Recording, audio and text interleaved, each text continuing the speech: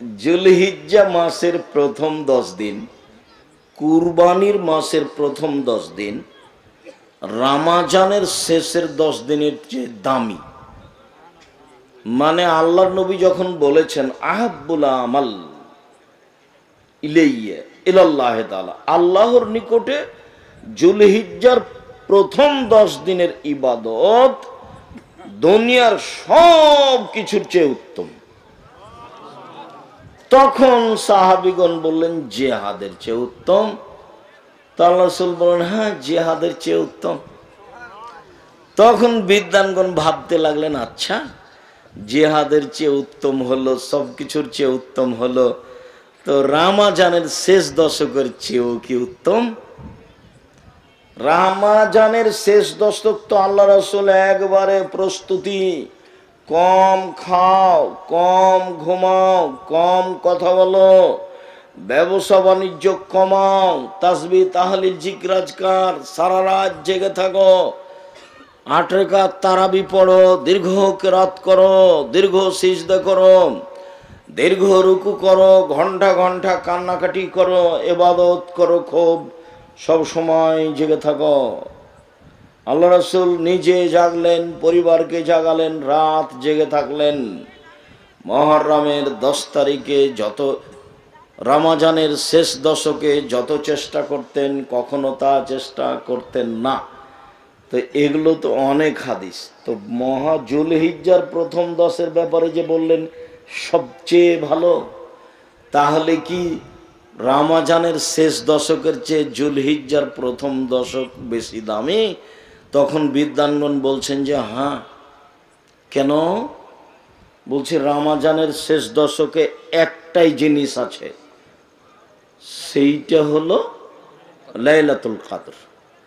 আর जुलहिज्जाते 3টা আছে।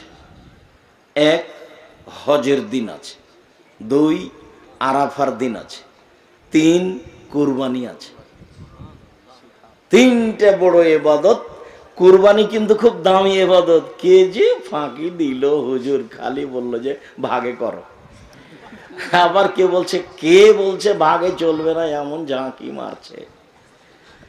হুজুরও যে বলছে যে কে বলছে ভাগে চলবে না ফাটিয়ে দিছে একবারে হুজুর। আল্লাহর রাস্তে আমি কোনোদিন ফাটাইনি ভাই এভাবে।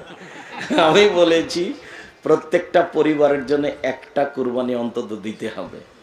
হয় গরু না হয় খাসি না হয় ছাগি না হয় ভেড়া ভেড়ি একটা কম দামে নিচে থাকি। আর আপনারা যারা ক্ষুদ্র কালিকুর বড় কালিকুপুরে বসবাস করেন ধনী মানুষ আছেন 4টা 5টা 10টা 12টা করে জয় করবেন। মানুষে খাবে নিয়ে যাবে 2-4-5 লাখ টাকা খরচ করবেন। টাকা রেখে গিয়ে কি করবেন? ছেলে মেয়ে খালি ভাগ করে নেবে মারামারি করে প্রয়োজনে মামলা করে। তো গাইবান্ধা রংপুরে বাড়ি তো বোনের আগে ভাগ দেয়নি তখন মামলা করে দিয়েছে। তো কাঠগড়াতে বোন একদিকে আছে ভাই একদিকে আছে। কি ব্যাপার আমরা তো বাপের জমি ভাগ পাইনি তখন মামলা করেছি। তো এটা হলো সম্পদের ফলাফল। কুরবানি করে টাকা কমিয়ে দেন 4টা 5টা 10টা 12টা কুরবানি দেন। ভাগের পথেই যায়েন না। কার হালাল কার হারাম কেন ওগুলো করতে যাবে? যতই জোরে বলুক হুজুরের কণ্ঠের চোটে ভেসে যাবেন না। কুরবানি খুব দামি ইবাদত। কুরবানি আল্লাহর কাছে খুব সন্তুষ্টপূর্ণ ইবাদত। আমরা গোশত খেতে পাই এটা আল্লাহর একটা দয়া। আমরা গোশত খেতে পাই এটা কি আল্লাহর দয়া। আগে কুরবানির পশু কি হতো? জ্বলে যেত। তো আল্লাহ দয়া করে ওটা আটকে দিয়ে আমাদের খাওয়ার জন্য দিয়ে দিয়েছে। এটা মূল ব্যাপার নয়। আমরা আল্লাহকে সন্তুষ্ট করার জন্য কুরবানি দিলাম এইটা হলো মূল ব্যাপার। আচ্ছা ফিরে যাই। আরাফার সিয়ামের কারণে কথাটা এসেছিল। আরাফার সিয়াম একদিন খুব দামি। এরপরে যায় প্রত্যেক মাসে 3 দিন। প্রত্যেক মাসে 3 দিন সিয়াম থাকলে সারা বছরের সিয়াম হবে বলে রাসূল সাল্লাল্লাহু আলাইহি ওয়াসাল্লাম বলেছেন। একাধিক সহিহ হাদিস। সারা বছর সিয়াম পালনের 2টা পদ্ধতি। 1 রমজান এবং প্রত্যেক মাসে 3টে। রামাজান এবং প্রত্যেক মাসে 3টে, তাহলে কি হবে? সারা বছরের সিয়াম পালনে নেকি হবে। আর একটা পদ্ধতি, এটা সহজ। আগে যেটা বললাম সেটা একটু ভারী, এখন যেটা বলছি সেটা সহজ। কি? মান সামা রামাদানা সুমাতবাহু সিত্তান মিন শাওয়াল কানা কা সিয়ামিদ দাহরে। কেউ যদি রামাজানের সিয়াম থাকে আর শাওয়ালের 6টা থাকে, তাহলে সে সারা বছরের সিয়াম থাকলো। এই যে 6টা শুরু করতেন জুমার দিন থেকে, রামাজানের সাথে লাগিয়ে দিয়েছে। কে নাকি ফতোয়া দিয়েছে একটা একটা করে ছেড়া ছেড়া করতে হবে। ওরা নগদ মিথ্যা কথা। ধারাবাহিক করুক, নাই ছেড়ে ছেড়ে করুক। আবার কেউ বলছে যে যেসব মহিলার হাইজ হয়েছে, হাইজের কারণে রামাজানের যেগুলো ছুটে গেছে সেগুলো আগে করতে হবে। আরে আল্লাহর নবী বলছে হাইজের কারণে যেগুলো ছুটে গেছে সেগুলো ওর জীবনে যেদিন পারবে সেদিন করবে। 6 মাস পরে করুক, না হলে 6 বছর পরে করুক, মরে গেলে আল্লাহ মাফ করে দিবেন। তো সেইটা আবার ওই হাইজের মধ্যে এসে সওয়াল ঢোকালেন কেন হুড়াহুড়ি করে? পৃথিবীর সব মুসলিম পুরুষ নারী আল্লাহকে সন্তুষ্ট করার আশায় সবচেয়ে দামি ইবাদত, যার বিনিময় জান্নাত, রমজানের পর পরই 6টা। ফাঁসিও হবে না, সুলিও হবে না, সহজেই করতে পারবেন। সাহারি খান, খাওয়া ভালো, সাহারি না খেলেও হবে। আমি তো ছাত্র জীবনে যখন একদিন সিয়াম থাকতাম, একদিন এমনি থাকতাম, তো একদিনও সাহারি খাইনি। খাওয়া ভালো, কিন্তু সাহারির ব্যবস্থায় তো নাই। আর ওই অভ্যাসটা থাকার কারণে এখনো অত ওই সাহারির পরে হিসাব করা যায় না। বাস সিয়াম থাকার যেদিন সেদিন থাকলাম, আল্লাহ ভরসা। তো বলছিলাম, এবাদতের জগতে সবচেয়ে দামি এবাদত সিয়াম, যার সমপর্যায়ের পৃথিবীতে কোনো এবাদত নেই। মর্মে সারা বছর সিয়াম পালনের 2টা পদ্ধতি বললাম, একটা একটু ভারী আর একটা একেবারেই সহজ। বলেন তো একটু ভারী কোনটা? প্রতি মাসে 3টে, আর রমজান, এ হলো সারা বছর। আর একেবারেই সহজ কোনটা? রমজান আর শাওয়ালের 6টা। আপনাকে আমি অনুরোধ জানাচ্ছি, উপস্থিত বৈঠকের মুসলিম বোন, এই মেয়ে, সারাদিন থেকে ঢং ঢং করে ল্যাংটা হয়ে ঘুরে বেড়াচ্ছ, এখনো ঘুরে বেড়াচ্ছ কেন? শরম হয় না তোমার? আপনাদের এদিকে নওগাঁয়, কালী, এইসব জায়গাতে জোহর থেকে বেটি ছেলেগুলো ঘুরে বেড়াচ্ছে কেন? আপনি ওর বাপ নন? আপনাকে খারাপ লাগে না কেন? এটা আপনার একটা অযোগ্যতা। আপনি বাপের একটা ক্ষমতা দেখাবেন, মেয়ে তো আপনার, জবাব তো আপনাকে দিতে হবে। এটা আপনি বুঝতে চাচ্ছেন না কেন? খালি শুনেই থেকে যাচ্ছেন কেন? কতদিন আপনাকে বললাম যে 3 শ্রেণীর মানুষ জান্নাতে যাবে না, তার মধ্যে আপনি একজন, যে হলো দায়ুস। বেটি তো আপনার, জবাব আপনাকে দিতে হবে। মেয়ে আপনার, জবাব আপনাকে দিতে হবে। মেয়ে আমার, জবাব আমাকে দিতে হবে। 3 শ্রেণীর মানুষ জান্নাতে যাবে না, তার মধ্যে আপনার মেয়ে 1 নম্বরে, তার মধ্যে 2 নম্বরে আপনি, 3 নম্বরে যারা নিয়মিত বিড়ি, তামাক, জর্দা, সিগারেট, গুল খায় তারা। 1978 সালে, 1976 সাল থেকে 82 সাল পর্যন্ত নাচল মাদ্রাসার হেড শিক্ষকের আমি খাওয়ার নিয়ে গেছি প্রতিদিন দুপুরে। তাহলে 76 থেকে 82 কতদিন হয়? প্রায় 8 বছর। আমি কোনোদিন দুপুরে খাওয়ার নিয়ে যাও মিস করিনি। তো কোনো একদিন ট্রেন স্টেশন, নাচল ট্রেন স্টেশনের উপর দিয়ে যেতে হতো। তো ওরা যারা পরিচিত হয়ে গেছে একটা পান দিয়েছে, তো পানটা মুখে দিয়ে প্রতিষ্ঠানের ভিতরে ঢুকেছি। আমার মুখের উপরে পড়েছেন মৌলানা শীষ মোহাম্মদ, যার খাওয়ার নিয়ে যেতাম। দেখে বলছো, আমি তো মনে করছি তোর বাড়ি দেবে না করে পড়াশোনা করবি, তুই পান খাচ্ছিস, পান খাই বেড়াস। চাঁপাই নবাবগঞ্জের মানুষ তো, বলছে পান খাই বেড়াস। তার এটা উনি খারাপ মনে করলেন। তা আমি 76 সাল থেকে 78 সাল থেকে নিয়ে এখন পর্যন্ত কোনো পান মুখে দিইনি। পান হালাল হারাম পরে, ওকে আমি ঘৃণা করি। 3 শ্রেণীর মানুষ জান্নাতে যাবে না, তার মধ্যে 1 শ্রেণীর যারা বিড়ি, তামাক, জর্দা, সিগারেট, গুল নেশাদার দ্রব্য সাদা নিয়মিত খায় পান করে তারা।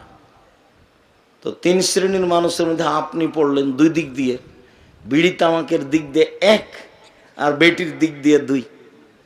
মেয়ে তো আপনার ঘুরে বেড়াচ্ছে, এই বোকাম, এই শরম করো না কেন, লজ্জা হয় না কেন, তোমার শরম হয় না কেন? ক্লাস 10-এ পড়ো তুমি, 2 বছর থেকে তোমার হায়েজ হয়, তোমার মা জানে, তুমি জানো, 4 বছর থেকে তোমার লজ্জা হয় না কেন? তুমি তো একটা বড় মেয়ে, বিবাহ দিলে তোমার একটা বাচ্চা হতো, 2টা বাচ্চা হতো, তুমি একটু শরম করো না কেন? তুমি নিজে পাপী, আর একজনকে পাপী করে খামাখা জাতিকে ধ্বংস করছো কেন? এই শরম হয় না তোমার, হায়া হয় না তোমার, লজ্জা হয় না তোমার? একটু ইতস্তবোধ করো না কেন? তোমার বাপের বাড়ি ঘর নেই, জায়গা নেই? তোমার বাপের বাড়ি আছে, ঘর আছে, টিউবওয়েল আছে, পেশাবখানা আছে, পায়খানা আছে, সব কিছু আছে। মানুষের মতো হয়ে থাকো, পশু প্রাণীর মতো হয়ে আছো কেন? গরু ছাগলের মতো হয়ে আছো কেন? বুঝেও বুঝে না ওরা, অন্তর আছে বুঝে না, দেখেও দেখে না ওরা, চক্ষু আছে দেখে না, শোনেও শোনে না ওরা, কান আছে শোনে না। ওলাইকা কালানাম, তারা পশু প্রাণীর মতো, তারা গরু ছাগলের মতো, তারা কুকুর শ্রীগালের মতো, বালু মাজাল বরং তার চেয়ে খারাপ।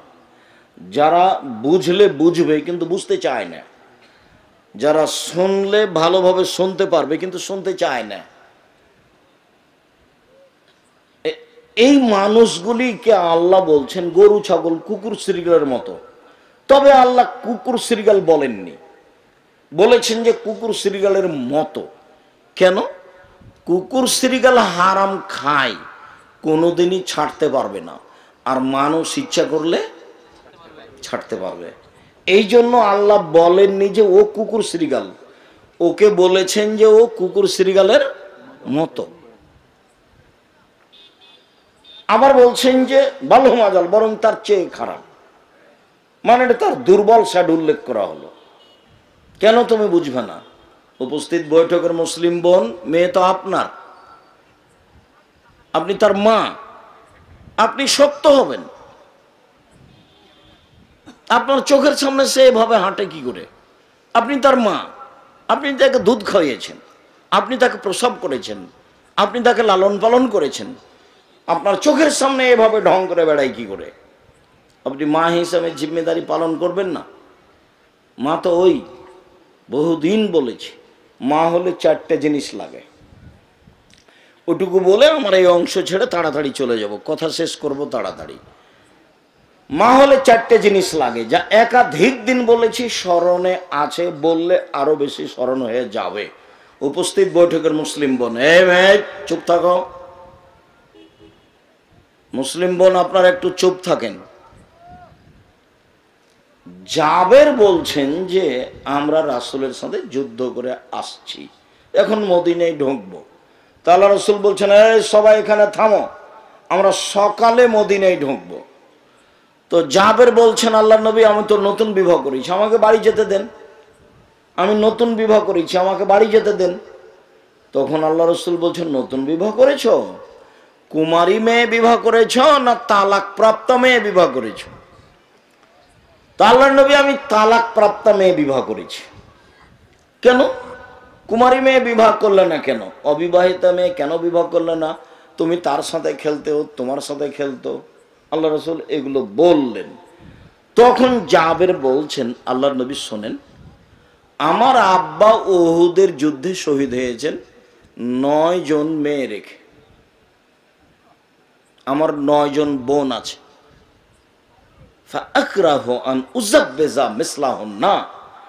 আমার বোনদের সমবয়সের কম বয়সের মেয়েকে বিবাহ করা আমি পছন্দ করিনি, 4টা কারণে। আল্লাহ নবী শোনেন, আমি কেন তালাক প্রাপ্ত মেয়ে বিবাহ করলাম সেটা আমি একটু বলি। হ্যাঁ বলো। আমার আব্বা উহুদের যুদ্ধে শহীদ হয়েছেন কয়টা মেয়ে রেখে? 9টে।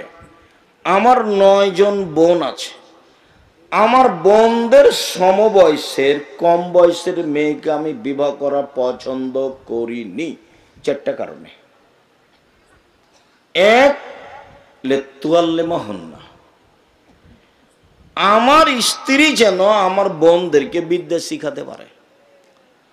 মানে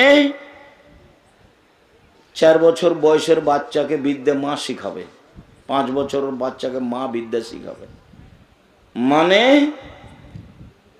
সারা বাংলাদেশ জুড়ে 100% ছেলে মেয়েকে, মুসলিম ছেলে মেয়েকে কোরআন শিখাতেই হবে, আকীদা শিখাতেই হবে, সারা দেশ জুড়ে মক্তব চালু করতেই হবে যে কোনো মূল্যে, এর বিকল্প কোনো পথ নেই। কথা শেষ হয়নি, মধ্যখানে একটু কথা। আমি বাসা থেকে বের হয়ে মসজিদে যাই, ডাঙ্গিপাড়ায়, রাজশাহীতে। তো গাড়ির গায়ে লেখা আছে আদ-দাওয়া ইলাল্লাহ। কোনোদিন দেখিনি, হঠাৎ করে দেখছি গাড়ির গায়ে লেখা আছে আদ-দাওয়া ইলাল্লাহ। তো কয়দিন আসি যাই, কয়দিন আসি যাই, আমি এখনো বুঝতে পারি না। আমি একদিন বাসায় বলছি, আব্বু গাড়ির গায়ে লেখা আছে আদ-দাওয়া ইলাল্লাহ, এটা কি? তখন আমাকে বলছে, আব্বু আপনাকে তো আমি 30-32 বছর যাবৎ দাওয়াত দিতে দেখলাম, আর আমিও পৃথিবীর বিভিন্ন দেশ ঘুরলাম। তাতে আমি দেখলাম যে ইহুদি খ্রিস্টান বিদ্যার বুদ্ধি বেচে খায়, বিদ্যার বুদ্ধি বেচে খায়। তাই তো পদ্মা সেতুতে ওরা হলো ইঞ্জিনিয়ার আর আমরা হলাম কামলা। ওরা হলো ইঞ্জিনিয়ার আর আমরা হলাম কামলা।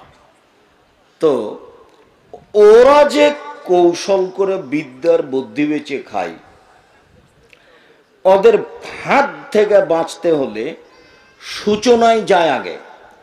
অন্তত আকীদা কি জিনিস এটা বুঝি, ওকে ঘৃণা করতে শিখি, আর জিনিসপাতিকে ঘৃণা করতে শিখি। আর আমি আমারটা পড়তে শিখি কোরআন মাজিদ। আমাকে কোরআন মাজিদ পড়তে শিখতেই হবে, আর আমাকে আকীদা দিয়ে তাকে জানতেই হবে। এই জন্য আমি পৃথিবীর বিভিন্ন দেশ ঘুরে বই পুস্তক লিখে সিলেবাস তৈরি করেছি, এবং সারা বাংলাদেশের প্রত্যেকটা গ্রামে গ্রামে যাব ইনশাল্লাহ। এই মর্মে ইতিমধ্যে আমি উত্তরবঙ্গে প্রায় 350 মসজিদ, এরকমই কিছু মসজিদ সফর করেছি, এবং এসব মসজিদে মক্তব চালু হয়েছে। মক্তবের ইমামদের প্রশিক্ষণ শুরু হয়েছে। তারা নিয়মিত রাজশাহীতে আসবে, ফ্রি যাবে, ফ্রি বই পুস্তক দিব, তারা এখানে ফ্রি খাবে। মক্তব চালু করব, দেশ জুড়ে করব ইনশাআল্লাহ। তো আমি বললাম, আব্বু তোমার তো পদক্ষেপ খুব পছন্দনীয়, আলহামদুলিল্লাহ, জাযাকুমুল্লাহ খায়ের। তুমি পদক্ষেপ শক্তভাবে গ্রহণ করো, আল্লাহ সাহায্য করবেন ইনশাআল্লাহ। সেই সুবাদেরই আজকেও প্রোগ্রাম সম্মত আদ-দাওয়া ইলাল্লাহর পক্ষ থেকে। যেহেতু আদ-দাওয়া ইলাল্লাহর পক্ষ থেকে আমিও একসাথ দিয়ে একমত হয়ে আমি তাদের আদ-দাওয়া ইলাল্লাহর প্রত্যেকটা কাজে আমি পরামর্শ দিতে বা তাদেরকে সহযোগিতা করতে বা তাদের সাথ দিতে আমি প্রস্তুত আছি ইনশাআল্লাহ। তার মধ্যে প্রোগ্রাম 1 নাম্বার। এই মর্মে তারা জামিয়া সালাফিয়া থেকে থাকা খাওয়ার সুবিধা নেই, যে টাকা আপনাদের। ইমামদের যাওয়া আসার সুবিধা নেই, যে টাকা আপনাদের। জামিয়া সালাফিয়াতে সেসব লোক ইমামেরা যায় সারা দেশ থেকে, সেখানে যে খরচ আছে, আমাদের ওখানে টাকার নাই, তাকে টাকশাল নেয়, আমরা টাকা বানাই না। মানুষে আপনারা 10 টাকা 20 টাকা দেন, সেই টাকাই এই টাকা। তো যার কারণে প্রোগ্রামগুলি আমি শক্তভাবে করতে বলেছি।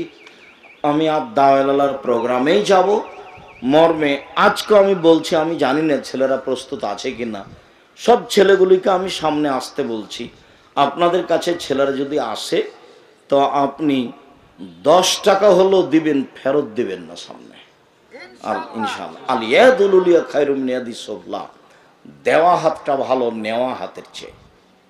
আল্লাহ রাসূল বলছেন, বুখারী মুসলিমের হাদিস, দেওয়া হাত ভালো নেওয়া হাতের চেয়ে। সব সময় দেওয়া হাতে থাকবেন। তোমরা আদ-দাওয়া ইলাল্লাহর ছেলেরা আছো তো সবাই যাও, ভিতরে যাও। আপনাদের সামনে যাবে 2-1 মিনিট 2-4 মিনিট। আমি কথার মধ্যে আছি, যেটা কথা বলতে চেয়েছি সেটা বলবো। আমি একটা কথার মধ্যে আছি। 4টা কারণে আমি কম বয়সের মেয়েকে বিবাহ করিনি। তো ছেলেরা যখন সামনে আসবে তখন আপনাকে আমি বলি না যে এখনই 10,000 টাকা দিতে হবে। আপনাকে আমি বলি যে আপনি নিজেকে বঞ্চিত রাখবেন না। 10 টাকা হোক, 500 টাকা হোক, 50 টাকা হোক, সামনে যখন তারা আসবে তখন আপনার সামনে দিয়ে এমনি চলে যাবে, এইটা যেন হয় না, এইটুকু আপনি মাথায় রাখবেন। আর আমরা কোনোদিন আদায়ালার পক্ষ থেকে প্রোগ্রামে আসলে আপনাদেরকে সহযোগিতা করতে বলবো, এ কথাই ঠিক ইনশাআল্লাহ। আর আপনাদের জামিয়া সালাফে এখন বর্তমানে প্রায় 5,000 ছেলে মেয়ে পড়াশোনা করে। কতটি? প্রায় 5,000। আপনাদের প্রতিষ্ঠানের শিক্ষক শিক্ষিকা প্রায় 300 জন। বাংলাদেশের শিক্ষক আছেন, ইন্ডিয়ার শিক্ষক আছেন এবং মদিনা বিশ্ববিদ্যালয়ের শিক্ষক আছেন। মদিনা বিশ্ববিদ্যালয়ের প্রফেসর, মদিনাতেই বাড়ি, এখনো আছে। কিছুদিন পরে আরো 5-6 জন আসবেন। জামিয়া সালাফে আপনাদের বিশাল সম্পদ। জামিয়া সালাফে 519 জন ইতিম আছে। কতটি? 519 জন ইতিম আছে। জামিয়া সালাফে যেটা আপনাদের বাড়ির পাশে রাজশাহীতে, এটা 30 বিঘা জমির উপরে অবস্থান করে। এখানে একটা মসজিদ আছে যার একতলাতে 3,000 মানুষ সালাত আদায় করতে পারে, 90% জমির উপরে। আর আপনাদের যেটা জামিয়া সালাফে রূপগঞ্জ, নারায়ণগঞ্জ, ঢাকা, এটা 51 বিঘা জমির উপরে পূর্বাচলে। সেখানে একটা মসজিদ তৈরি শুরু হয়েছে, যে মসজিদের একতলাতে 10,000 মানুষ সালাত আদায় করতে পারবে। 2 একর জমির উপরে, 200 শতক জমির উপরে। ওই জমিটার এক মাথা থেকে এক মাথায় যেতে 9 পয়েন্ট কম 1 কিলোমিটার হয়। 9 পয়েন্ট কম 1 কিলোমিটার। এটা আপনাদের জামিয়া সালাফিয়া রূপগঞ্জ, নারায়ণগঞ্জ, ঢাকা, জামিয়া সালাফিয়া বরিশাল, জামিয়া সালাফিয়া দিনাজপুর, এগুলো চলমান। জামিয়া সালাফিয়া চট্টগ্রাম আরম্ভ হবে ইনশাল্লাহ কিছুদিনের মধ্যেই। সম্মানিত দিনী ভাই বোন, এটা আপনাদের প্রতিষ্ঠান, আপনাদের প্রতিষ্ঠানে আপনারাই খরচ করেন। শিক্ষকদের বেতন লাগে প্রতি মাসে 32 লক্ষ। প্রতি মাসে কত বেতন লাগে? 32 লক্ষ। রমজানে লাগে 48 লক্ষ, আর কুরবানিতে লাগে 48 লক্ষ। কিভাবে হয় তা আমি বলতে পারবো না, তবে আমি দেখতে পাচ্ছি যে হচ্ছে। আমার মনে বড় স্বাদ, এ দেশের মাটিতে আমি উন্নত মানের প্রতিষ্ঠান গড়বই ইনশাল্লাহ। যে কোনো যেখানে ছেলে মেয়ে বাংলা, ইংরেজি, আরবি উন্নত মানের শিক্ষা অর্জন করে জাতির অন্যায়ের বিরুদ্ধে লড়বে, মুখে কলমে মিডিয়ায় লড়বে ইনশাল্লাহ।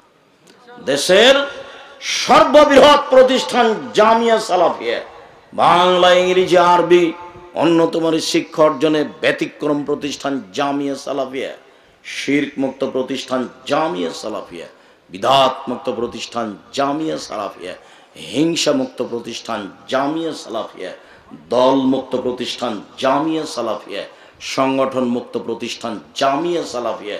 দেশের অমূল্য সম্পদ শিক্ষামানের সর্বোচ্চ প্রতিষ্ঠান জামিয়া সালাফিয়া। জীবন বাজে রেখে লড়ে যাচ্ছি এই দেশের মাটিতে উন্নত মানের প্রতিষ্ঠান গর্বই ইনশাল্লাহ। যেখানে ছেলে মেয়ে বাংলা, ইংরেজি, আরবি উন্নত মানের শিক্ষা অর্জন করে জাতির অন্যায়ের বিরুদ্ধে লড়বে, মুখে কলমে মিডিয়ায় লড়বে ইনশাল্লাহ। হাজারো ছেলে মেয়ে আপনার সামনে উপহার দেব ইনশাল্লাহ, শুধু 2-1 জন নয়। মেয়েরা বোখারি পড়াতে পারবে, এ মেয়ে আপনার বাড়িতে গড়ে উঠবে ইনশাল্লাহ। মেয়েরা অন্তত যখন হিফজ করছে দেখবেন যে বছরের শেষে অন্তত 30-40 জন মেয়ে হাফেজা প্রতি বছর। 60-70-80 জন, 100 জন। এক প্রতিষ্ঠানে ছাত্র যতটি আছে ততটি খালি হাফেজি বের হয় একবারে। সম্মানিত দিনী ভাই বোন, প্রতিষ্ঠান উন্নত করার জন্য শিক্ষক আসছেন ইন্ডিয়া থেকে, শিক্ষক আসছেন সৌদি আরব থেকে, শিক্ষক আসছেন মিশর থেকে, শিক্ষক আসছেন ইয়ামান থেকে। এটা আপনাদের প্রতিষ্ঠান, খেয়াল রাখবেন। তার একটি বড় শাখা আদ-দাওয়া ইলাল্লাহ। আজকের প্রোগ্রাম আদ-দাওয়া ইলাল্লাহর পক্ষ থেকে। কাজে আপনার সামনে ছেলেরা আসলে 10 টাকা ছাড়া ফেরত দিবেন না অন্তত। সম্মানিত দিনী ভাই বোন, বলছিলাম মা হওয়ার জন্য 4টে জিনিস লাগে, জাযাকাল্লাহ খাইর। এক, বিদ্যে। এই কথা নিয়ে কথা এসেছে। আমার স্ত্রী আমার বোনদেরকে বিদ্যে শিখাবে, এই জন্য তালাকপ্রাপ্ত বয়সের মেয়েকে বিবাহ করেছি। উপস্থিত বৈঠকের মুসলিম বোন বুঝতে পারছেন না এমনি ঢং ঢং করে এসে চলে গেছেন? একটু খেয়াল করেন। জাবের বেশি বয়সের মেয়েকে বিবাহ করেছেন কেন? ওর বোনদেরকে কি শিখাবে? বিদ্যা শিখাবে। এই জন্য মায়ের প্রথম কাজ ছেলে মেয়েকে বিদ্যা শিখানো। দুই, বলে তুয়াদ্দেবাহুন না, আমার স্ত্রী আমার বোনদেরকে শিষ্টাচার শিখাবে। শিষ্টাচার, শিষ্টাচার কি জিনিস? শিষ্টাচার মানে মাথায় কাপড় না দিয়ে ঢং ঢং করে ঘুরো, এটা শিষ্টাচার। আমার স্ত্রী আমার বোনদেরকে শিষ্টাচার শিখাবে। শিষ্টাচার মানে ঈদের দিনে লম্বা লম্বা নখে নেইল পালিশ লাগাও, এটা শিষ্টাচার। শিষ্টাচার মানে কম বয়সের মেয়ে উঁচু স্যান্ডেল পরে নিজেকে লম্বা লম্বা দেখাও, এটা শিষ্টাচার। শিষ্টাচার মানে বাম হাতে পানি খাও, এটা শিষ্টাচার।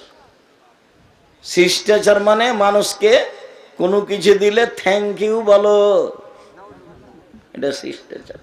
শিষ্টাচার কি জিনিস? শিষ্টাচার কি জিনিস? ইসলাম ধর্মে প্রত্যেকটা জিনিসই শিষ্টাচার। আপনার সামনে আমি যে কথা বলবো এর শিষ্টাচার আছে কি? এর শিষ্টাচার হলো আসসালামু আলাইকুম।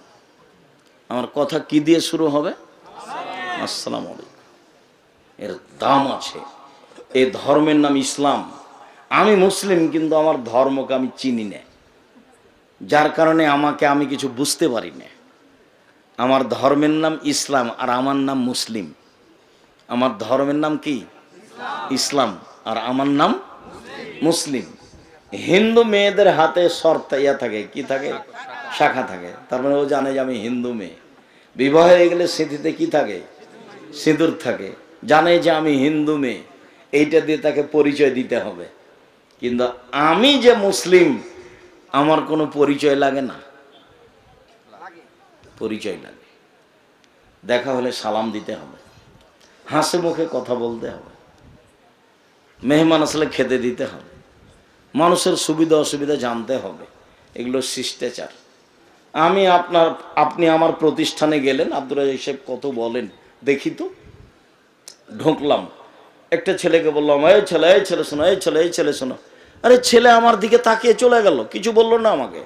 অবাক কথা, কি শিষ্টাচার আছে? এ দেখেন শিষ্টাচার। আমাকে বলবে না যে জি হ্যাঁ কি বলছেন বলেন, কোথা থেকে এসছেন আপনি? আমি নওগাঁ বড় কালিকাপুর থেকে এসছি। কি চান? আব্দুর রাজ্জাক সাহেবের সাথে কথা বলার জন্য এসেছি। ও আচ্ছা আচ্ছা, চলেন ওইখানে আছেন উনি, চলেন আপনাকে আমি রেখে আসি। আন্নালো ওখানে আছেন। তাহলে ছেলেটার কি বুঝবো আমরা? শিষ্টাচার। আমি বলতে থাকলাম, হাঁটতে থাকলো, দামই দিল না, এটা শিষ্টাচার।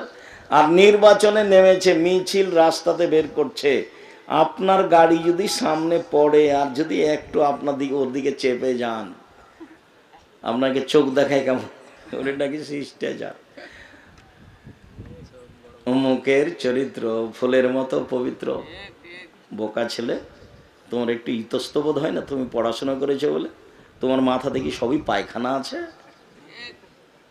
তুমি একটু কল্যাণ বুঝো না? তোমার কোনো হিতাহিত জ্ঞান নাই। কিসের পড়াশোনা করেছো তুমি? তুমি তো কামলা হবে। তুমি তো আব্দুল্লাহর বক্তব্য এই জন্য আমিও শুনি,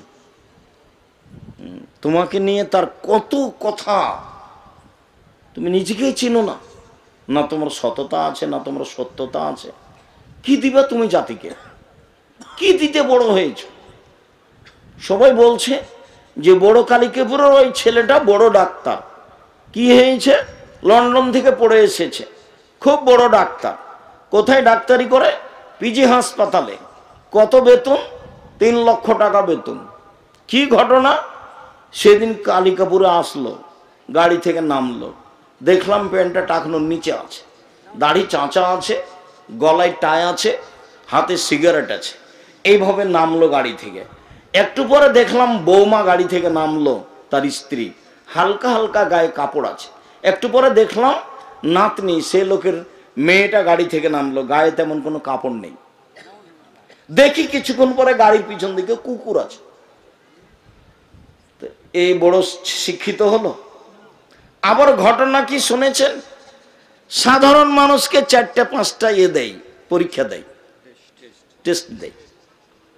তারপরে আবার যখন ওই প্রেসক্রিপশন লিখে, তখন ও জানে যে অন্য কোম্পানির ওষুধ এর চেয়ে ভালো, কিন্তু যে কোম্পানি তাকে টাকা দিয়েছে তারই ওষুধ লিখে। তো ওর গায়ে থুথু দিবেন এরকম হকও রাখে না। ও যে ওর গায়ে যে থুথু আপনি দিবেন এই হকও রাখে না। ও একটা মানে ঘৃণিত পশু প্রাণী, একটা ঘৃণিত পশু প্রাণী। তাকে মানুষ করেছেন কেন? সততা শিখিয়ে ছেলে মেয়েকে মানুষ করেন।